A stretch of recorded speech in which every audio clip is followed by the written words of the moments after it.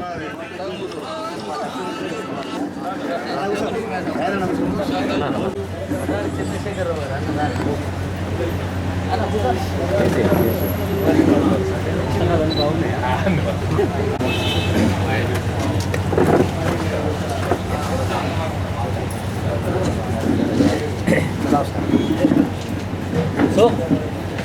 can we start?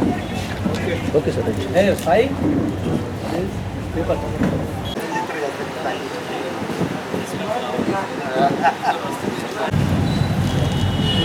ఈరోజు భారత జాతి యావత్తు ఒక నిర్ణయం తీసుకొని ఈ దేశం ఏ వైపు నడవాలనేటువంటి ఒక నిశ్చయంతో ఇప్పటికి జరిగినటువంటి ఓటర్లు ఒక నిర్ణయం తీసుకున్నారు. జాతీయ స్థాయి లోపల, దేశం లోపల. మనది కూడా రేపు 13వ తారీఖు నాడు ఎన్నిక జరగబోతూ ఉన్నది. ఈరోజు జగిత్యాల లోపల తిరుగులేని నాయకుడు, మనందరం అభిమానించేటువంటి, మాతో పాటు ఎమ్మెల్యేగా, అప్పుడు మంత్రిగా 83లో 1983 లోపల, అప్పటి నుంచి ఇప్పటి వరకు రాజకీయాల్లో బహుశా మా లక్ష్మణ్ కుమార్ కూడా పట్టువదలని విక్రమార్కునిలాగా పట్టి వదిలిపెట్టిపోయిన వాళ్ళు గెలవలేదు. కానీ ఈసారి రేవంత్ రెడ్డి గారి నాయకత్వం లోపల ఎమ్మెల్యేలు అయినటువంటి వారు ఉన్నారు. జీవన్ రెడ్డి గారు కూడా అదేవిధంగా రాష్ట్ర స్థాయి లోపల, రాష్ట్రానికి నాయకత్వం వహించేటువంటి స్థాయి లోపల ఎదిగినటువంటి వ్యక్తి. ఈరోజు వ్యక్తుల గురించి నేను అసలు యాక్చువల్గా మాట్లాడాలని అనుకోలేదు. కానీ వీళ్ళు మన ధర్మపురి అరవింద్ మొదలైనటువంటి వాళ్ళు చేసినటువంటి కామెంట్స్ కొన్ని, వాటికి కాంగ్రెస్ పార్టీ సీనియర్ అధికార ప్రతినిధిగా, తెలంగాణ ప్రదేశ్ కాంగ్రెస్ కమిటీ సీనియర్ అధికార ప్రతినిధిగా నేను జవాబులు చెప్పాల్సినటువంటి అవసరం ఉన్నది. కాబట్టి నేను పేర్లు తీసుకుంటున్నా. లేకపోతే భారతదేశ ప్రజలు నిర్ణయం తీసుకోవాల్సినటువంటి ఎన్నికలు ఇక్కడ వ్యక్తులకు కానీ ఇంకొకటి కానీ అవసరం, ప్రాధాన్యత ఇవ్వవలసినటువంటి అవసరం కాదు. ఈరోజు భారత జాతి ఏ వైపున పోవాల్సినటువంటి అవసరం ఉన్నది.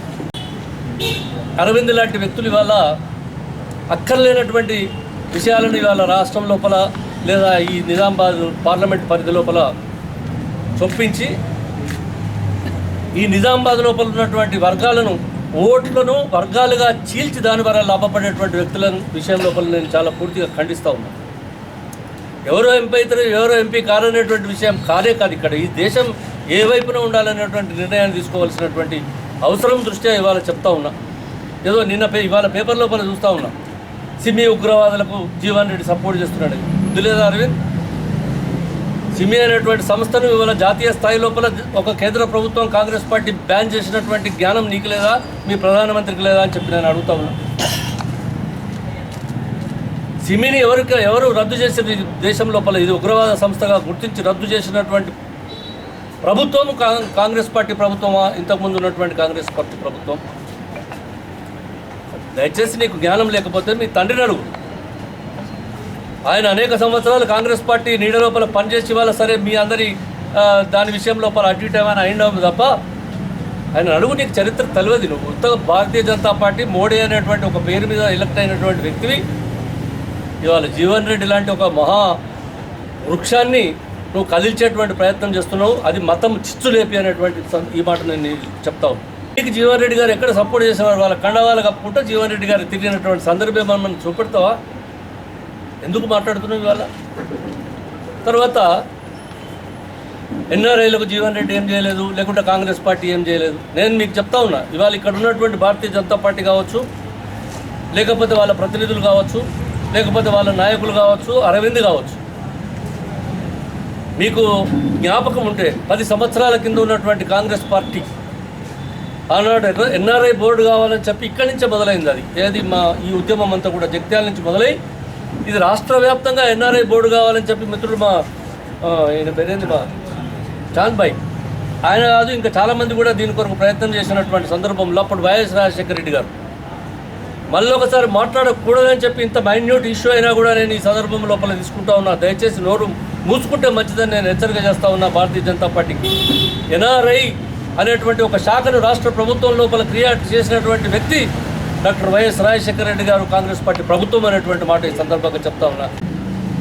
కాబట్టి నేను చెప్తా ఉన్నా, ఇవాళ జీవన్ రెడ్డి గారు గెలవడం ఈ నియోజకవర్గంలో అనివార్యం. తప్పకుండా ప్రజలు రాహుల్ గాంధీ గారిని ప్రధానమంత్రి చేయడానికి ఈ నిజామాబాద్ పార్లమెంటు, మరీ ముఖ్యంగా నేను నా ప్రార్థన, నా విజ్ఞప్తి ఏంటంటే, నేను గత 15, 20, 30, 40 సంవత్సరాలుగా 83లో నేను ఎమ్మెల్యే ఉండి అప్పటి నుంచి జిల్లా రాజకీయాల లోపల 12 సంవత్సరాలు ఉమ్మడి జిల్లాకు 11 సంవత్సరాలు ఉమ్మడి జిల్లా పార్టీకి అధ్యక్షుడిగా, కేంద్ర సహకార బ్యాంక్ ఉమ్మడి జిల్లాకు నేను చైర్మన్గా, రాష్ట్ర పార్టీ లోపల రాజశేఖర రెడ్డి, వెంకటస్వామి గారు లాంటి అనేక మంది నాయకుల చేతి కింద పనిచేసినటువంటి వ్యక్తిగా, శ్రీపాదరావు గారు వాళ్ళ కింద పనిచేసినటువంటి వ్యక్తిగా నేను విజ్ఞప్తి చేస్తూ ఉన్నా కాంగ్రెస్ పార్టీ పక్షాన.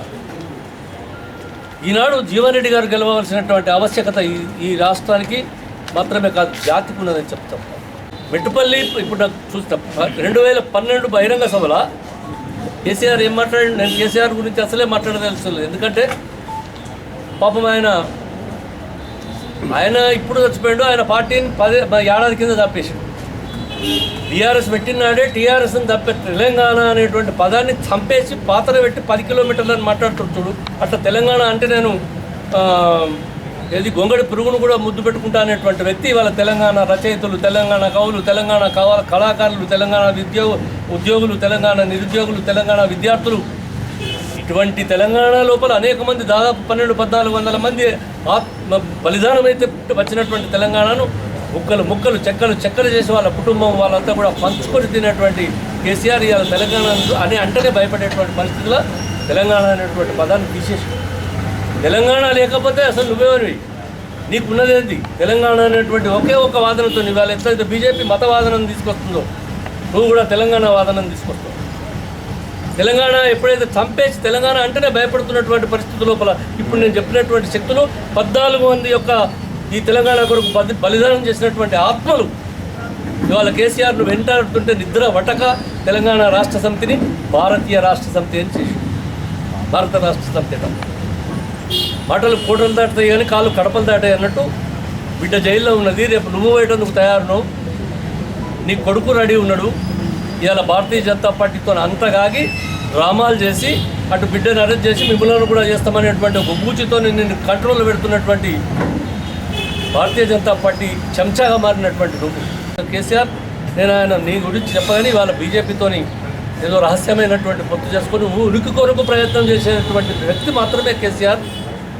నేను ఇంకొక మాట చెప్పి చివరిగా ముగిస్తా. ఇవాళ కొంచెం సందు చూపడితే అటు భారతీయ జనతా పార్టీ కానీ కాంగ్రెస్ పార్టీ ప్రభుత్వాలు కానీ ఇప్పుడు ఇక్కడ ఉన్నటువంటి ప్రభుత్వం కానీ కొంచెం తొవ్వ చూపడితే సంచీలు ఆల్రెడీ సదిరి అవతల వారిస్తారు. ఏమన్నా చిన్నయో పెద్దయో ఉంటే సంకలో పెట్టుకొని పారిపోవడానికి ఈ దేశం నుండి రెడీగా ఉన్నారు ఇద్దరు అయ్యకూడదు. కొంచెం సందు దొరికితే అవతల పడడానికి రెడీ ఉన్నటువంటి వ్యక్తులు మీద అవకాశం ఇస్తే అవతల పడతారు, మళ్ళీ ఈ దేశానికి కూడా రాదు. ప్రత్యేక విమానం కొనుక్కొని తిరిగేటువంటి నువ్వు తెలంగాణ ప్రజలకు ఆదర్శమా? ఈ విమానం రేపు నువ్వు పారిపోవడానికి మాత్రమే పనికొస్తుందని చెప్తా ఉన్నా. అందుకే కొనుక్కొని పెట్టుకున్నాడు. ఆయనకు ఒక విమానం ఉన్నది, నీకు ఎరికైనా లేదు, ఓన్ ఆ విమానంలో పారిపోతాడు.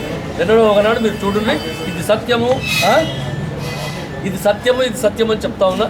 అందుకొరకు కాంగ్రెస్ పార్టీ సీనియర్ అధికార ప్రతినిధిగా కాంగ్రెస్ పార్టీ పక్షాన రేవంత్ రెడ్డి గారి పక్షాన శ్రీ రాహుల్ గాంధీ, సోనియా గాంధీ గారి పక్షాన ఈ పార్లమెంట్ నియోజకవర్గ ప్రజలకు విజ్ఞప్తి, తప్పక జీవన్ రెడ్డి గారిని గెలిపించి మరి ఆయనను రేపు జరిగేటువంటి ప్రధాని ఎన్నికల లోపల భాగస్వామిగా ఈ జగిత్యాల నిజామాబాద్ పార్లమెంటును నిలపాలని చెప్పి నేను ప్రార్థన చేస్తూ ఉన్నా. అందుకొరకు మరీ ముఖ్యంగా కొరుట్ల నియోజకవర్గం తర్వాత ఇప్పుడు జగిత్యాల నియోజకవర్గం వాళ్ళకు చాలా పెద్ద బాధ్యత ఉన్నది మా లక్ష్మణ్ కుమార్ పైన, అటువంటి వాళ్ళపై. ఆయన ధర్మపురి అయినా కూడా ఈ జిల్లా అధ్యక్షుడుగా, నేను ఒక ఉమ్మడి జిల్లా అధ్యక్షుడిగా రేషంతో ఇక్కడ మనం ఓట్లేసి జీవన్ రెడ్డి గారికి బాగా ఓట్లు తీసుకురావాలని చెప్తా ఉన్నాం. అక్కడ 49 వేస్తే మనకి ఇక్కడ 51 రావాలి, నేను పర్సెంటేజ్ చెప్పాను. కాబట్టి ఈ గెలుపు లోపల జగిత్యాలను కూడా చరిత్రాత్మకమైనటువంటి ఒక స్థానంగా దీన్ని నిలపడానికి ప్రయత్నం చేయాలని చెప్పి అందరికీ సవినయంగా విజ్ఞప్తి చేస్తూ, అన్ని కులాలకు, అన్ని మతాలకు, మనం హిందువులం, మనం భారతీయులం, బీజేపీ వాళ్ళం కాదు అనేటువంటి మాట గ్రహించాలని చెప్పి నేను కోరుకుంటూ చెప్తాను. జై